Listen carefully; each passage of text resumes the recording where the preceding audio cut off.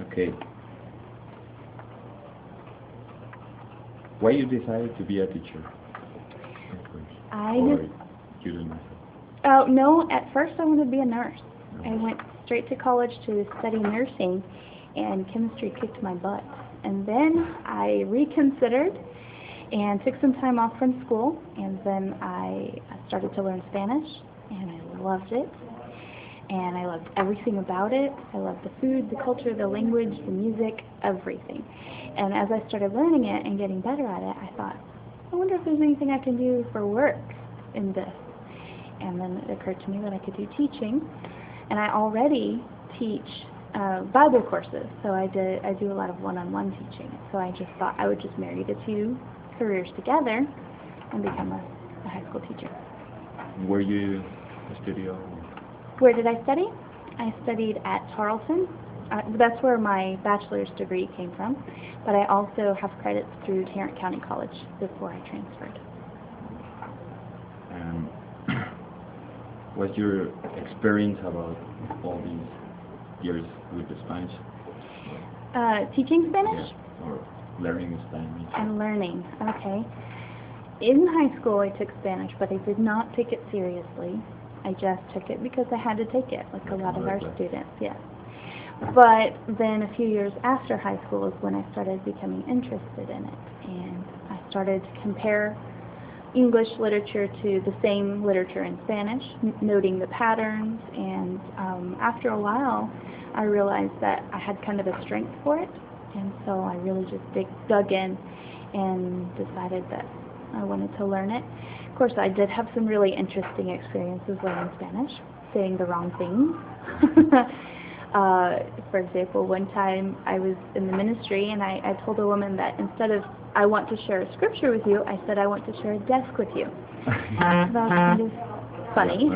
Yes. Okay. And have you ever been in another country like practicing Spanish? Or? Yes, I did study abroad in Guatemala for 5 weeks, and I've also visited Costa Rica and Mexico and Spain. Yes, from the Spanish-speaking countries.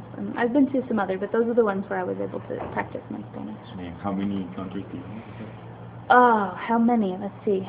Canada, Mexico, Costa Rica, Guatemala, Spain, France, Italy, Greece, Croatia. 10. 10. Yes.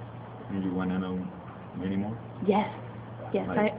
I want to see as many countries and as many things as I can see in my lifetime. It's hard though because it's hard to find a travel partner and money to go, but I love experiencing other cultures and seeing the history of the different places.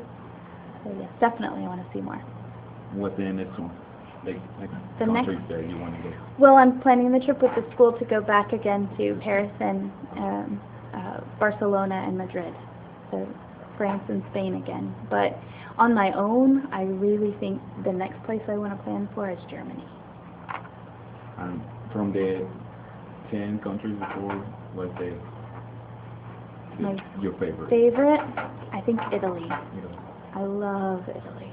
It's Why? beautiful, and the people are so friendly, and they're very lively, and there's so much history. You know, you walk out of a shop and right across the street there's the Colosseum, and to them it's no big deal, and I'm just in awe. Oh my goodness, this is a huge piece of history right here.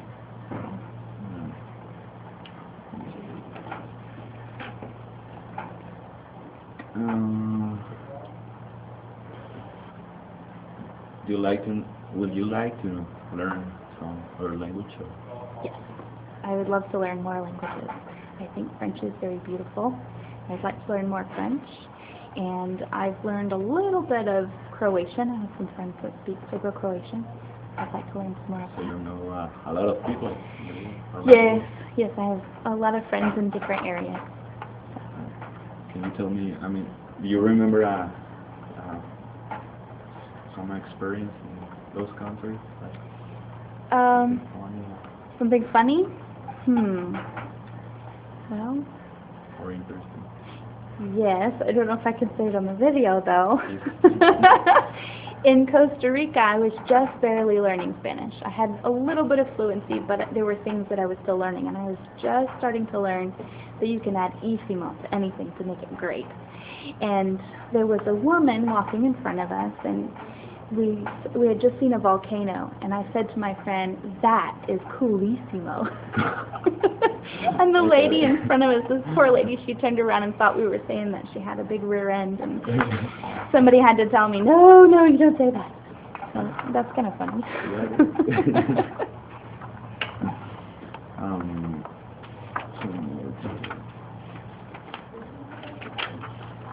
You like to teach the kids Spanish or other language? Or? Yes.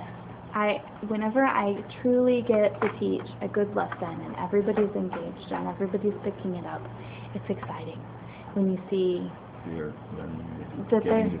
yeah, and when they like it too, you know, that moment when you see a student say, "Oh, I'm speaking Spanish. I can say that. I understood what you said." You know, when they get excited about it, then I get excited too.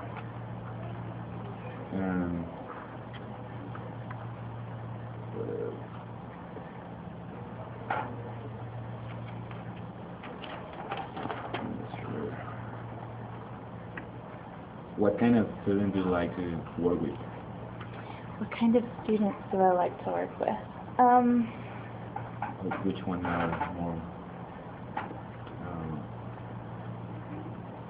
like more easy to teach? Or? The ones that are easy to teach are the ones that want to learn.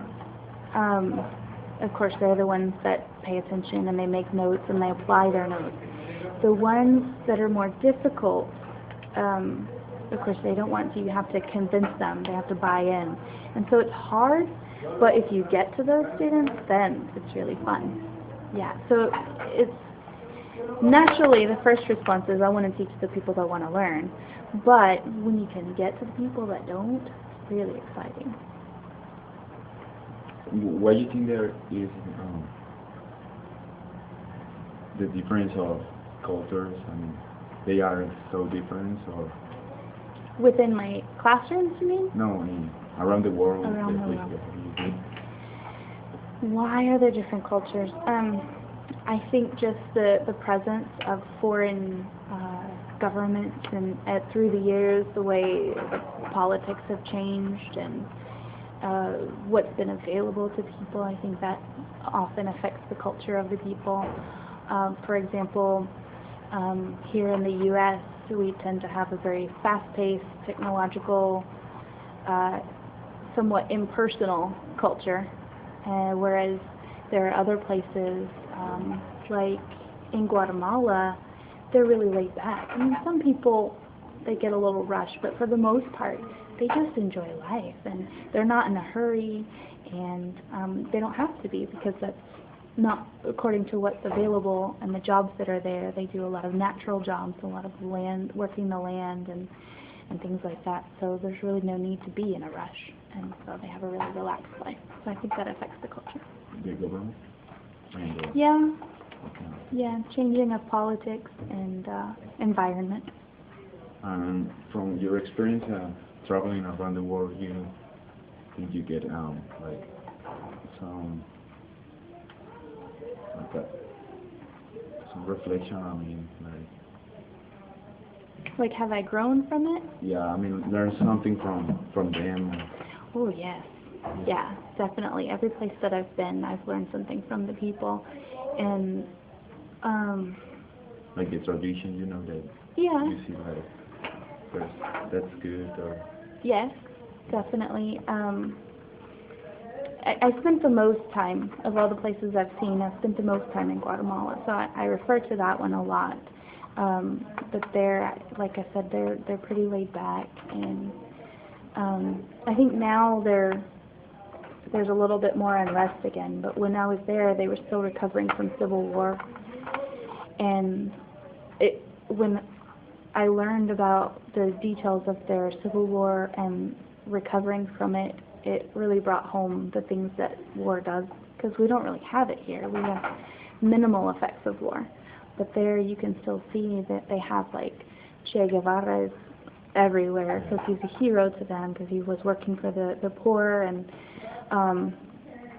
he was a revolutionary, and they wanted change, and I just never thought about it, like that somewhere there was a war going on in my lifetime like that, with genocide and everything. So it was kind of an eye-opener, I guess, to see it, how they're affected by it. And in conclusion, you think that could be more easy for the world, like speak only one language and we can communicate? Yes, it would definitely be easier if everyone spoke one language, but because there's a separation, the different countries, different political viewpoints and everything, even with the same language, it would be difficult to communicate because of the cultural differences and the different value systems. But even while it would be easier for everyone to communicate, it wouldn't be as much fun. Yeah. Like spelling around the words or something. Yeah. Okay. I think that's it, miss. Okay. Thank you very much for everything. Thanks for choosing me. So do I get to see your final product? Yep.